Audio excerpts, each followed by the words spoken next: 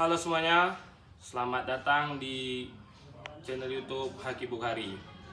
Nah, kawan-kawan, di channel YouTube saya ini saya akan membuat sebuah acara, yang mana acara ini saya bagi nama Habukes, Haki Bukhari Podcast.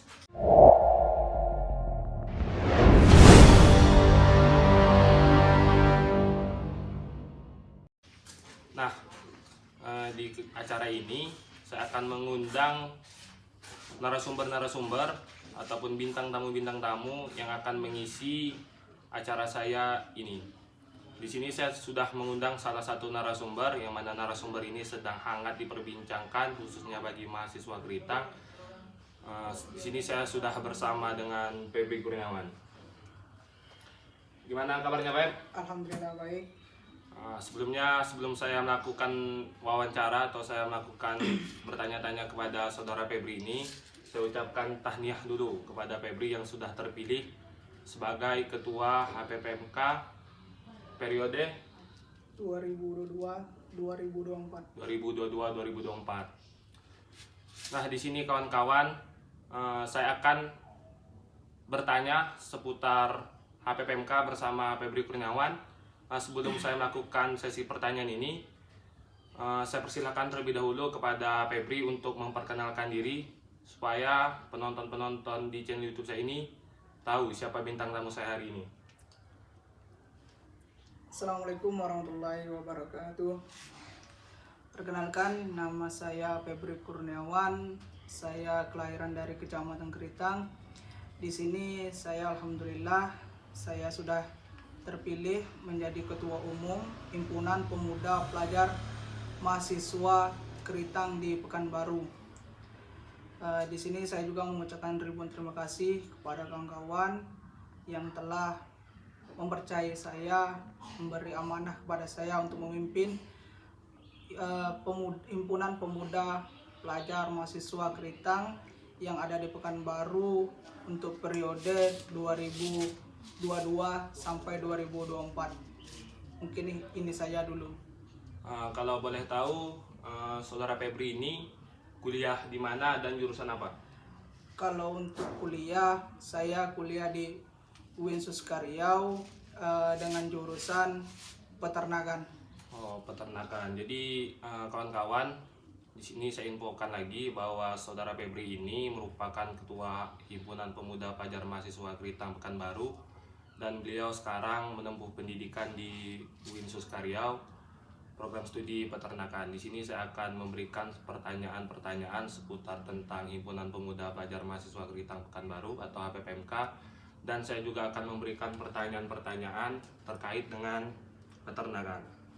Nah, untuk mengawali pertanyaan saya pada podcast kali ini, saya telah menyiapkan beberapa pertanyaan yang akan saya kasih kepada saudara Febri. Yang pertama itu, bagaimana perasaan saudara ketika setelah terpilih menjadi Ketua Umum Himpunan Pemuda Pelajar Mahasiswa Keritang Pekanbaru untuk 2 tahun ke depan? Di sini saya pribadi merasa senang, bangga dengan terpilihnya saya menjadi Ketua Himpunan Pemuda Pelajar Mahasiswa Keritang yang ada di Pekanbaru. Di samping itu bukan rasa bangga ataupun senang, ada juga rasa was-was terhadap terpilihnya saya. Karena apa? Di sini saya diberi amanah, diberi kepercayaan untuk memimpin kawan-kawan yang ada di Pekanbaru ini. Sekian itu dulu. Untuk pertanyaan selanjutnya, tadi saudara Febri telah menjelaskan bagaimana perasaannya ketika terpilih menjadi ketua PPMK. Nah, di sini saya juga akan memberi pertanyaan. Pastinya dalam saudara terpilih menjadi ketua ini telah melalui rangkaian kegiatan yang telah dibuat. Bisa saudara jelaskan mengenai kegiatan sampai saudara ini terpilih menjadi ketua HPPMK ini? Itu awal mulanya pada musluk waktu berapa minggu yang lalu. Di situ ada terdapat dari kawan-kawan memberikan opsi, memberi masukan ada berapa orang untuk maju menjadi ketua umum APPMK ini. Tetapi di samping itu kawan-kawan yang diajukan itu tidak bersedia. Di samping itu saya sendiri yang diajukan yang bersedia maju untuk menjadi ketua umum. Maka dari itu tak ada lagi yang mau maju selain saya. Dari itu saya yang akan terpilih menjadi ketua umum HPPMK ini. Oke, baik saudara Febri. Nah, ini kan saudara sudah terpilih nih menjadi ketua HPPMK, ketua umum HPPMK. Nah, gerakan awal apa yang telah saudara buat di dalam HPPMK sejauh ini? Untuk yang pergerakan awal ini kami membuat open recruitment. Setelah itu baru pembentukan kepengurusan Himpunan Pemuda Pelajar Mahasiswa Pekanbaru. Oke. Untuk sistem open recruitment itu seperti apa tuh saudara? Kalau untuk open recruitment ini kami membuat di situ ada dua pilihan untuk kawan-kawan memilih di bidang apa yang diinginkan, karena kalau kami yang menentukan takut kawan-kawan tidak sesuai dengan apa yang di bidang yang dia kawan-kawan inginkan. Maka dari itu saya sendiri membuat open recruitment ini, membuat dua pilihan agar kawan-kawan bisa menunjukkan di mana posisi kepengurusan yang tepat bagi kawan-kawan. Ya betul. Di dalam sistem rekrutmen ini sudah saudara Febri jelaskan bahwa HPPMK memberi dua opsi untuk kawan-kawan yang ingin mendaftar supaya apa yang sudah mereka daftar itu sesuai dengan keinginannya sendiri. Nah, kalau boleh tahu bidang-bidang apa saja yang ada di HPPMK ini? Kalau untuk bidang-bidang itu bidang keagamaan itu yang pertama, bidang seni dan olahraga yang kedua, untuk yang ketiga bidang kesekretariatan, untuk yang keempat ada bidang humas hubungan masyarakat, yang keenam mungkin itu saja dulu. Oke. Nah, ini kan saudara sudah lakukan open recruitment, terus juga dalam waktu dekat saudara berencana untuk membentuk kepengurusan. Di sini saya ingin bertanya, kapan nih rencana pelantikan HPPMK untuk kepengurusan yang baru ini? Kalau untuk rencana pelantikan kami itu target antara akhir Januari ataupun awal Februari. Oke, berarti rencana dari pelantikan ini ketika semua kawan-kawan sudah libur kuliah gitu? Iya, pas di libur kuliah, waktu pun luang untuk mempersiapkan pelantikan. Betul. Nah, terus rencana dari pelantikan ini bakal kita laksanakan di mana nih itu? Di Pekanbaru atau di kampung kita sendiri, Kuritang? Kalau rencana untuk pelantikan ini kami sudah diskusi dengan kawan-kawan. Untuk pelantikan kami bawa pulang ke kampung halaman. Itu di Kecamatan Keritang. Oke. Nah, apa saja rencana program atau kegiatan yang ingin dibuat pada masa jabatan ini? Kalau soal itu saya pribadi menjalankan sesuai visi dan misi, yaitu menghidupkan kembali HPPMK sesuai dengan visi misi, yakni membuat HPPMK silaturahmi. Artinya di sini kami menghidupkan kembali mahasiswa, pemuda, pelajar yang biasanya jarang bertemu, jarang berinteraksi. Disinilah wadah kami untuk bertemu. Sudah di situ kami membuat program HPPMK silaturahmi. Iya, betul. Itu program menurut saya juga sangat bagus untuk kita laksanakan untuk beberapa tahun ke depan. Karena seperti yang juga saya lihat, banyak sekali kawan-kawan kita yang di Keritang justru tidak kenal satu sama lain. Ya, betul. Karena pada masa pengurusan sebelumnya kurang mempersatukan kembali kita Keritang yang ada di Pekanbaru ini. Ya. Nah, ini untuk pertanyaan yang terakhir seputar dari HPPMK.